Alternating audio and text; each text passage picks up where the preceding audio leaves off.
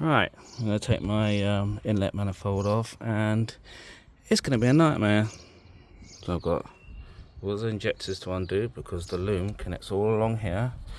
I've got to undo this, got to undo that, got to undo that.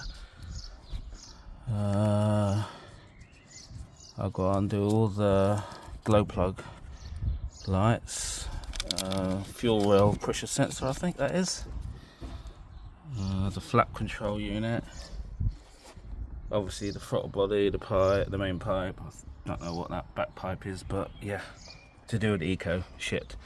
That's more work than I thought it was going to be, but hey ho.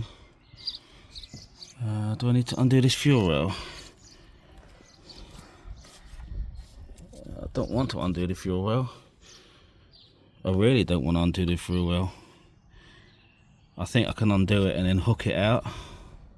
So yeah, I'll be back when I've done it.